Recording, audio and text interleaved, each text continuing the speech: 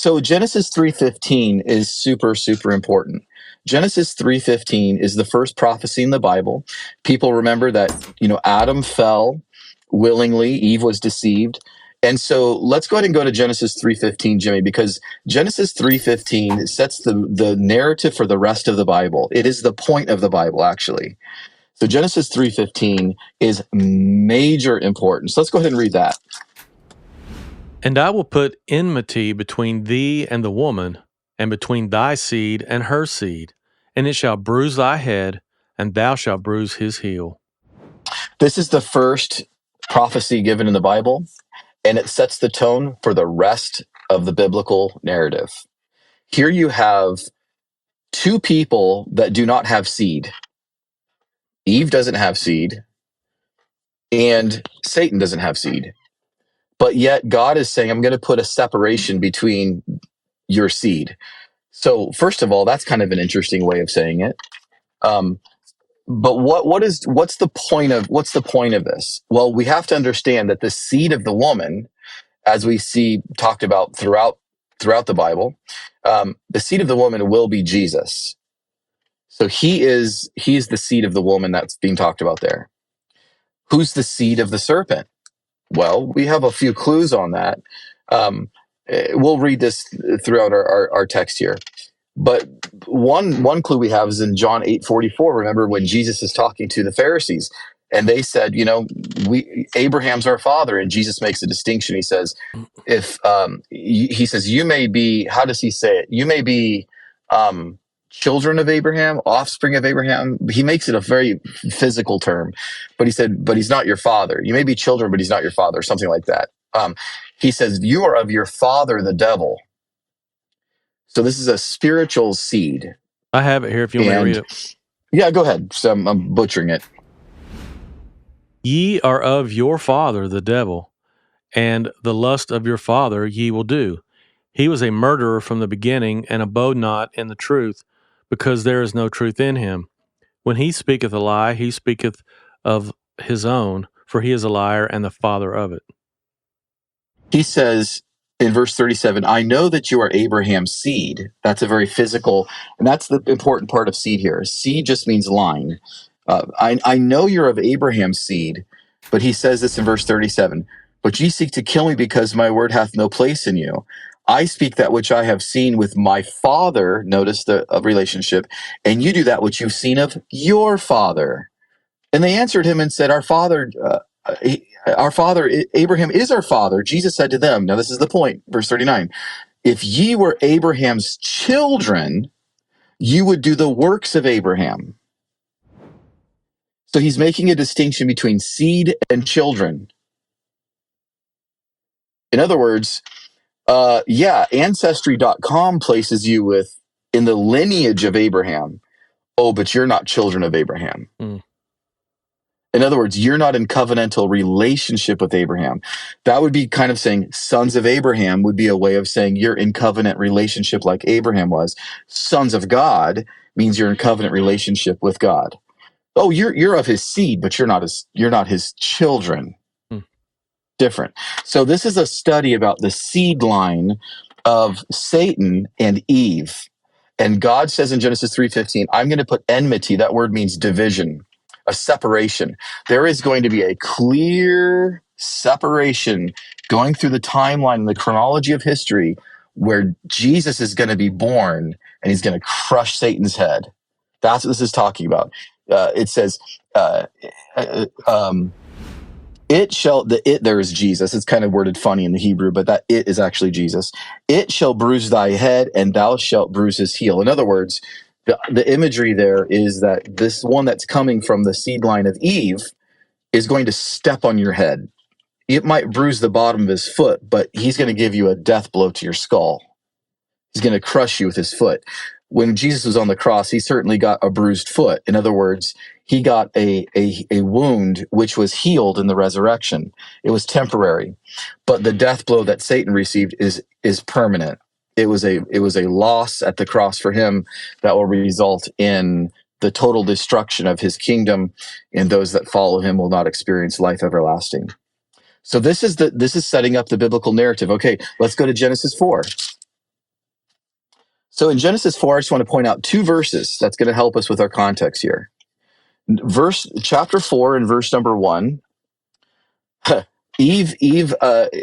Adam knew Eve. I think we all know that's a euphemism. It doesn't mean they were, talking. To know Eve means that she got pregnant. But look at what it says here. It's such funny wording, Jimmy. Who would say this? Genesis 4:1, and Adam knew Eve, his wife, and she conceived and bare Cain. And here's what she said. Have you ever heard a new mom say this? I have gotten a man from the Lord. Well, that's odd, isn't it? I got a man from the Lord. Now remember what man means. The Hebrew word there is Adam, or we would say Adam. So she just said, I got another Adam. Now, maybe the person listening to this might think, well, maybe that's just how they talked back then. Okay, well, let's go down and look at verse number 25. Now, in the middle of this, Cain kills Abel. Now, author's flow of thought. Satan knows that the godly line of Eve is going to crush him. There's only probably 4 people on the planet that we know of, and one of them kills somebody. There's all this land you can choose from. There's no taxes. I mean, there's no communism. There's no bad people. There's 4 people on the planet. Like, move somewhere if you don't like your brother. Why did he kill him? Well, obviously, Satan possessed him, and he greatly influenced him to kill him. Why did he want to? Because of Genesis 3:15. Satan is waiting for the godly line of Eve to crush his skull. And so when he sees that Abel's sacrifice is accepted and Cain is not, Cain is filled with rage, mouths off to God. What am I, my brother's keeper? And he kills his brother. That's odd. There's 4 people. That's weird. One of them, 25% of the world is a murderer. That's weird. So that happens in between here. But look at this in verse number 25. And Adam knew his wife, and she bare a son. She bare a son and called his name Seth. So in verse number 1, Jimmy, when Cain was born, she said, I got a man. But here when Seth is born, she said, I got a son. Okay, let's go back to our thinking of Genesis 3:15. There's going to be a line from Eve, and of her seed there's going to be then a separation, and then it will crush the seed of the serpent. We have 2 lines here. So one of those lines is now called man, which is another word for Adam, and one of those is called son, which is a covenantal term. Good to know.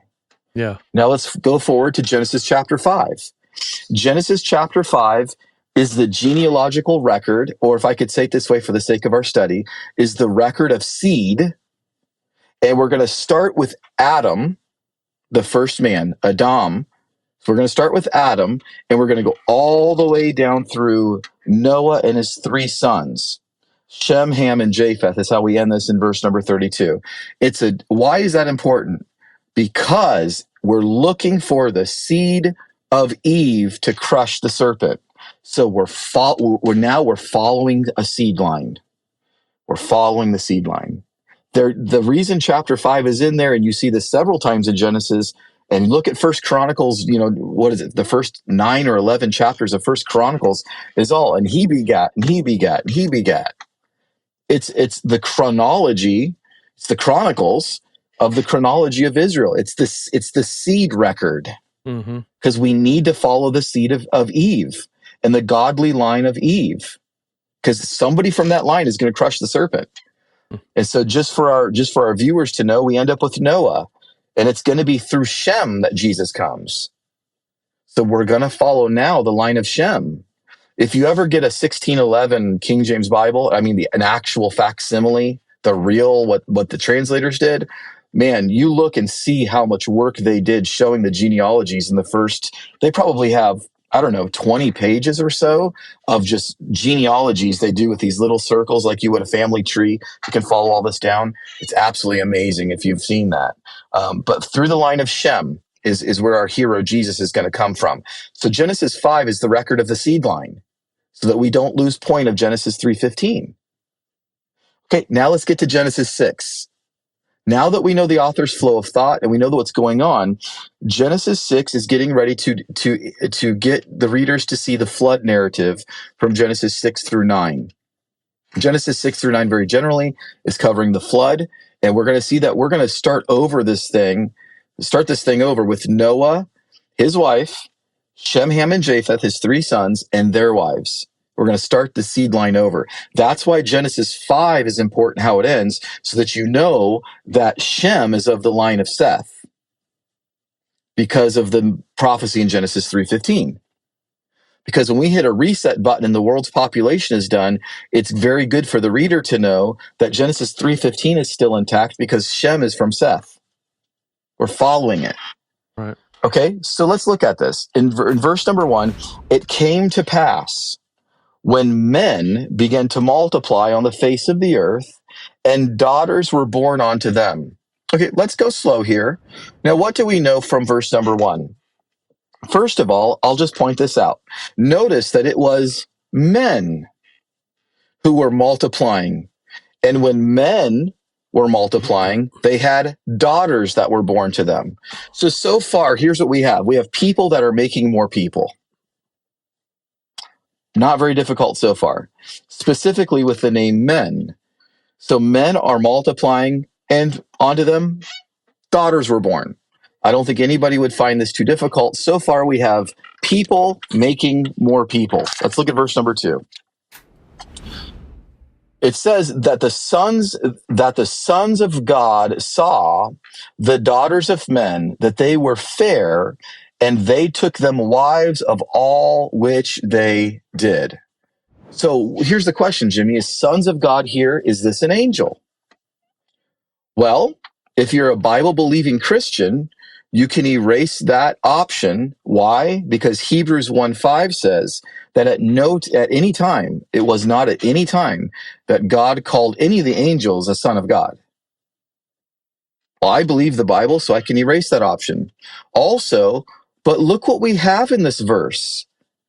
We have a distinction being made between sons and men. The author has already told us that there's a distinction between sons and men. When Cain was born, Eve told the reader, I've been given a man from the Lord. When Seth was born, she said, I've been given a son. So we already have 2 categories from Cain and Abel based on chapter 4. So is that saying that sons of Seth saw the daughters of Cain? That's how I take it. Okay. That's the author's flow of thought. Remember, we want to separate. There's going to be enmity between you and the serpent, Genesis 3:15. And so this verse right here, setting up the flood, is saying that was in violation.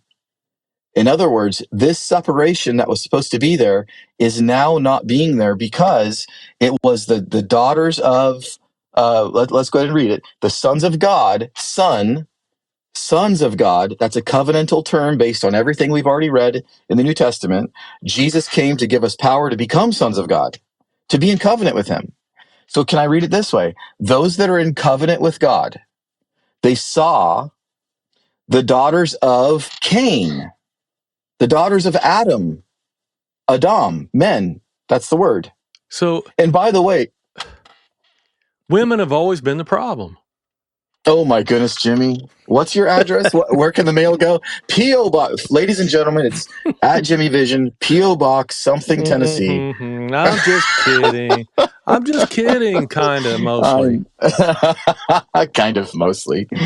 Sarah, I don't know who this guy is. But yeah, so, and also, just if you take a second and consider what's being argued here in Genesis 6, this is no different, folks, from exactly what Paul's arguing. Remember Paul's argument that you're either in Adam, and in Adam all die, or you're in Christ, where all are made alive. So Paul's argument is no different than it's the same classification in Paul's argumentation for salvation as it is here. You're either in Adam, man. That's why I'm not just trying to teach people a Hebrew word. I want them to know that Adam means man. And if you're in Adam, you die. In other words, if you're not regenerate or you're not in covenant with God, Right. you'll die. So here's the distinction. The sons of God, those in covenant, they saw that the daughters of those not in covenant, that they were fair and to look upon, and they took them for wives. In other words, Genesis 3:15 separation was now starting to commingle. Problem, because we need a separation for Messiah to come. Okay?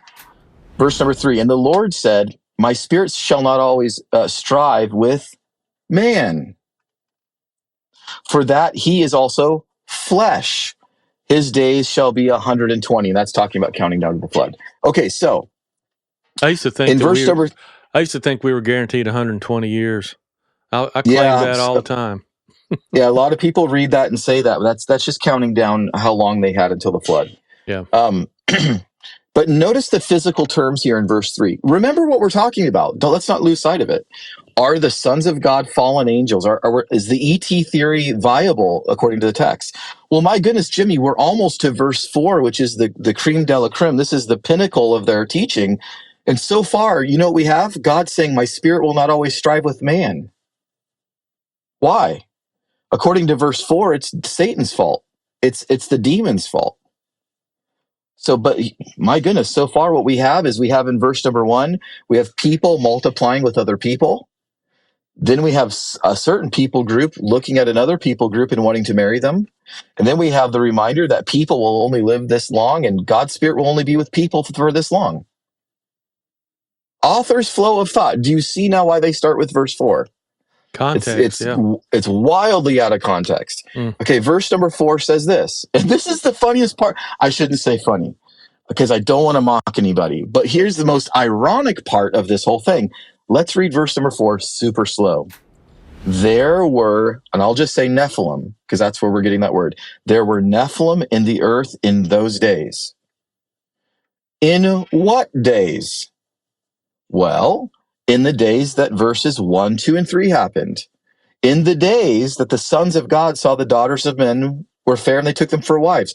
In those days, the author is saying, there were Nephilim in the earth in those days. Okay, that's a statement of historical fact. He's letting you know. Okay. But look what it says. And also after that. After what? After the sons of God saw the daughters of men were fair, and there were Nephilim in the earth in those days. And after that, okay? Now, whatever comes next in the sentence, the after that part, we'll call that the B part of the sentence. And after that, something's going to happen. We'll call that B. So in A, we find out that there were giants in the earth in those days. A. And then after A happens, B happens. Okay? It's almost too simple, but I don't want to go past this. Look what it says. And also after that, when the sons of God came in unto the daughters of men, and they bare children to them, the same became mighty men, which were of old mighty men of renown.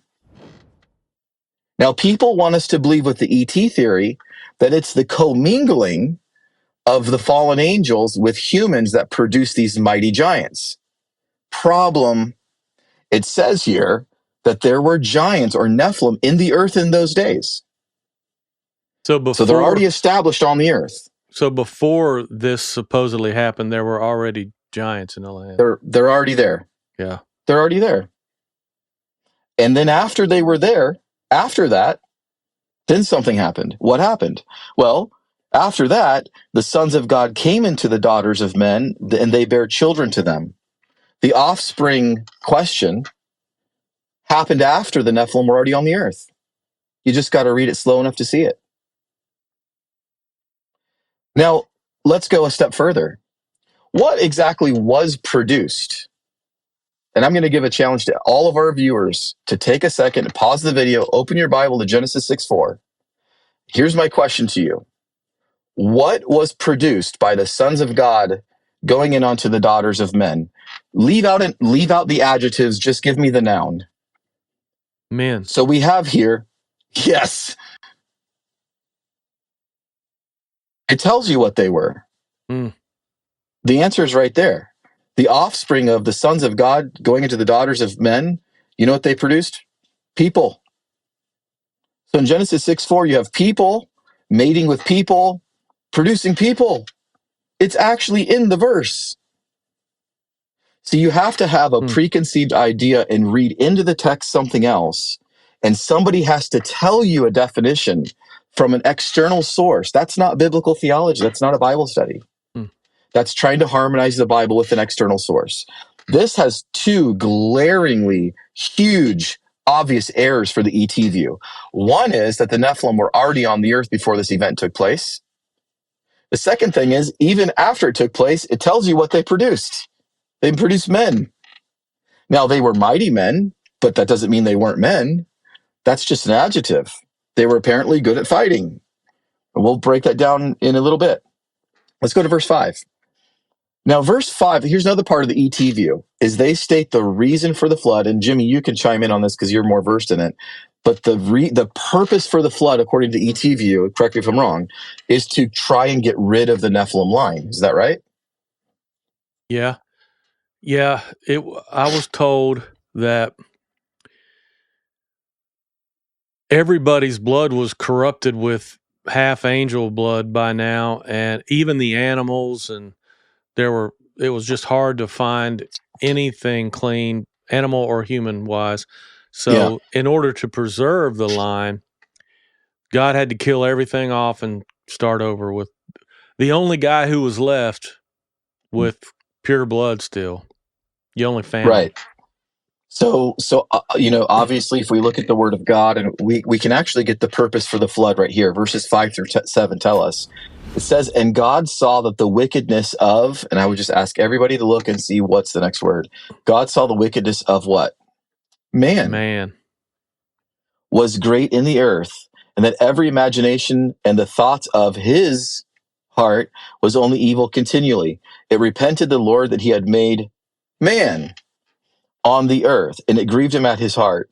And the Lord said, I will destroy man from whom I have created from the face of the earth, both man and beast and creeping things and the fowls of the air, for it repented me that I have made them. And then, of course, thank goodness for the next verse, because this is why you and I are even here right now, that Noah found grace in the eyes of the Lord. And we're going to find that the Genesis 3:15 prophecy is intact because of Noah's faithfulness. Noah wasn't perfect.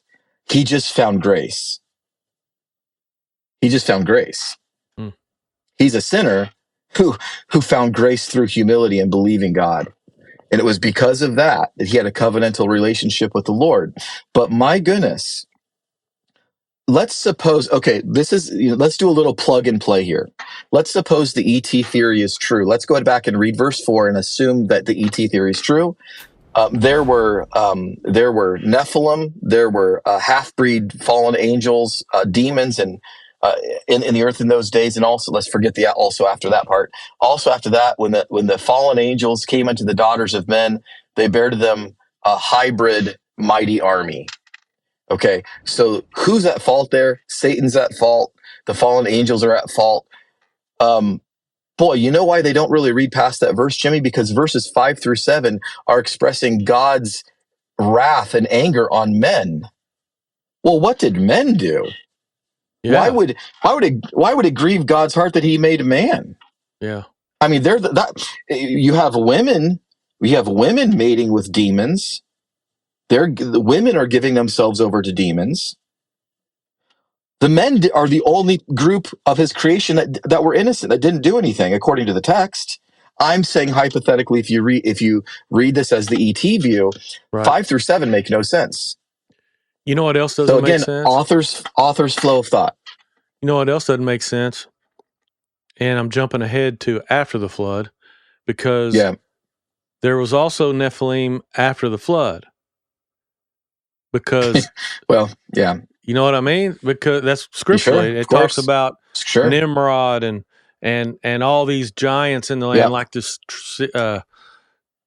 cedars of Lebanon and all this stuff. So it has to mean something different. And it blows my mind that people use that text for this, because you have 12 spies that go out in the land. Remember this story? I Yeah. said this to our church and people didn't know what I meant. But remember, there's an old children's song that goes, 10 were bad and 2 were good. Somebody watching will know that. What did they see when they got to Canaan? 10 were bad and 2 were good. Some saw giants big and strong. Some saw grapes of clusters long. Nobody knows that? Do you know that? I've never heard Some saw that. God. Keep going. Some say God was in it all. 10 were bad and 2 were good. Joshua and Caleb were the 2 good ones. It was the 10 that were scared.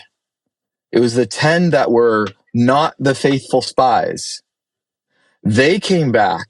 It was the testimony of the 10 who were not faithful to God. Their testimony was, we are but grasshoppers in their sight.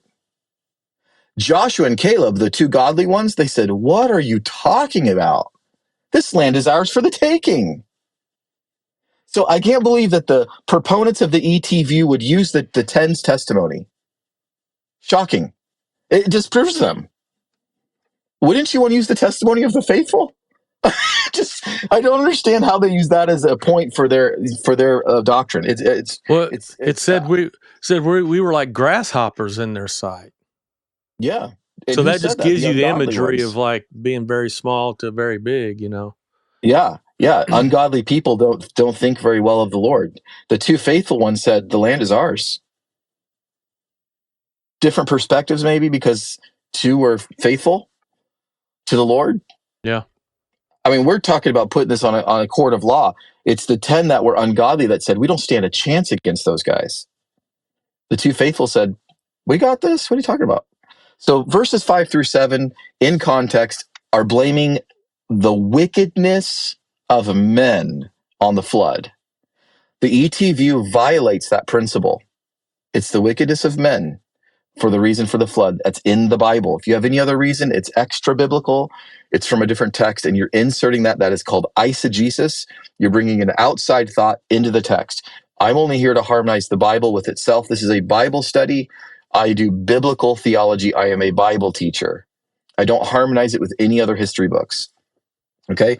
In another video, we can get into the first book of Enoch and talk about that. So what do we have here? We have the godly line of Seth, and they were marrying into the ungodly line of Cain. I have gotten a man from the Lord. I got a son from the Lord. So you have the sons of Seth and the men from Cain were starting to intermarry the daughters of men. The sons of Seth were starting to marry the daughters of Cain. So what we have here is God had to put a stop to this, and quickly, because we're looking for the coming of the Messiah to be the Redeemer of the world. And it's going to go through the line of Shem. And so God in his grace waits till the last second, till there's only one faithful family left. I mean, talk about cutting it close. There's only one faithful family left, but Noah found grace in the eyes of the Lord. And so the Messiah could then be born through the line of Shem. And when he's born, he's going to crush the head of the serpent on the cross as he gets his foot bruised, but he is healed from that bruise as the resurrection happened. Noah wasn't perfect, but he did find grace in the eyes of God, and God used him to save the world because the Messiah came through Shem. Okay, so let's move on from I think that's enough right there where people could say the biblical data doesn't even come close to supporting that, but we have more Bible to look at. Let's look at this ET view a little bit more and what it's really claiming. What they are claiming with the ET view is that angels can mate with humans. They are saying that they have a DNA that can mix with humans in a way that's helpful. I don't know if anybody knows about nucleotides, but check out a nucleotide. If somebody says we're only 2 to 3% different from chimpanzees, in the world of nucleotides, 2 to 3% is death times a million. You could never bridge the gap of that. It's only a few nucleotides to be able to get to mentally handicapped. You talk about 2 to 3% DNA, it's millions and millions of nucleotides. So we're saying that a spirit, we already read that in Hebrews, angels are spirits. They're ministering spirits. We have no evidence that they have any ability at all to procreate. We don't know that they have the parts, the desire. The Bible says the opposite. It says that they are spirits. But let's look and see what Jesus has to say about this. Let's go to Matthew chapter 22 and verses 29 and 30. There's a group of people that are trying to trip up Jesus while you're turning there, Jimmy. They're trying to trip up Jesus. And they ask him, hey, remember this story? There's a, I can't remember, it was a man that had 7 wives or Yeah. vice versa. And he said, which one's his wife in the resurrection? It was a wife who married a man and he died. 7, okay. And each brother, Okay. Yeah, so 7 men to 1 wife. Is that what it is? Yeah. And he says, which one is his wife in the resurrection or whatever? So here's what Jesus says to that. Jesus answered and said unto them, Ye do err, not knowing the Scriptures, nor the power of God. For in the resurrection they neither marry nor are given in marriage, but are as the angels of God in heaven. So in that verse right there, Jesus is seemingly saying that the angels don't have the ability to marry, maybe, or the desire. It's not part of his plan for them to marry at all. And so in the resurrection, we're going to be like the angels in this sense, that we won't be married to each other. So there's some information. The angels aren't even intended to be married. So here we have in the ET theory, all of a sudden they can do it. So God has given them eternal desires to mate, an eternal sexual frustration. Is that the view? I don't think that's biblical. Yeah. I don't think that's biblical. I don't think they have the ability to. I don't think they can do that. They're a spirit. Spirits aren't physical. Like I said, they're not shopping for pants. This is not what we're viewing in the scriptures. Jesus says in the resurrection, we're not given to marriage, and he uses the angels as an example. Let's go ahead and go to Luke chapter 20, verses 34 through 36. And Jesus answering said unto them, The children of this world marry, and are given in marriage.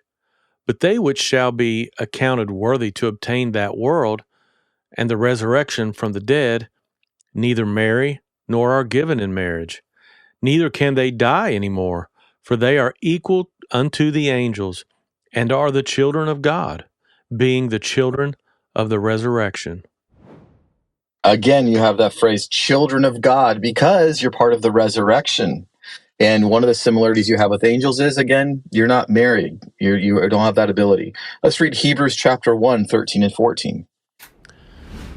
But to which of the angels said he at any time, Sit on my right hand until I make thine enemies thy footstool? Are they not all ministering spirits, sent forth to minister for them who shall be heirs of salvation? And notice the word all is in there in Hebrews chapter 1:14. Are they not all spirits? Ministering is the description of what kind of spirits. Are they not all spirits? Of course they are, is the answer. It's a rhetorical question. Are they not all spirits? Yes, they are. In other words, I can say this. All angels are spirits. They're non-physical. They don't get married to each other. The ET view has them all of a sudden having DNA close enough to barely manipulate, and also, can I say this, not just manipulate the DNA of a human being, but enhance, bigger, stronger, better. So Satan is improving on God's creation. This is not biblical. This is mythology. Well, what about what about some that would say, well, angels manifested into physical form? And that would be the key. They manifested. But they are spirits. They're still spirits, but they manifested. Right. Remember, yep. Now remember when we see Jesus cast out the demons, because we're talking about fallen angels, which, by the way, I'm really skipping some biblical principles here, because we should do a study on angels sometime and fallen, and demons, because we're really assuming a bunch. When even in this discussion, I'm kind of assuming a bunch just to have the discussion, because really the Bible says very little about what, we talk about demons. Who are they? There's no biblical proof that those are fallen angels. We're guessing that. The only terminology we have in that is when it says in Jude they left their first estate, that there were some angels that left their first estate. But to think those are the demons like Legion, that's an assumption. But anyway, remember when Jesus casts out the demons? Is it the Gennesaret? Is it that passage, I believe? And remember they said, we're Legion, for we are many, and they begged him. What did they beg him to do? Cast us into the pigs. Yeah. Don't send. Yeah. So begged him Yeah. not to send them to the abyss before their time or That- something like that. Yeah, and the abyss is the word deep, because that water was there, and they don't have any choice. Remember that theming from Genesis we've talked about in our Revelation study, that deep water, the Hebrews were terrified of that deep water. That's the abyss talked about in Revelation that the dragon is thrown in. That bottomless pit idea is the ocean theming. Mhm. And so ironically, Jesus said, okay, you can go into the pigs, because they wanted to be clothed with flesh. Why? Because they don't have any. And so once they were clothed with the flesh, what did God do? Ironically, put the pigs in the water. Is kind of, Them in the water. And basically that was two birds, one stone, because those were people that were in the business of dealing pork, which was a violation of the old covenant. And so two birds, one stone. Yeah, you guys are going into the abyss. Take these pigs with you. That's ill-gotten gain from those that aren't even in covenant with me. So kind of 2 for 1 there.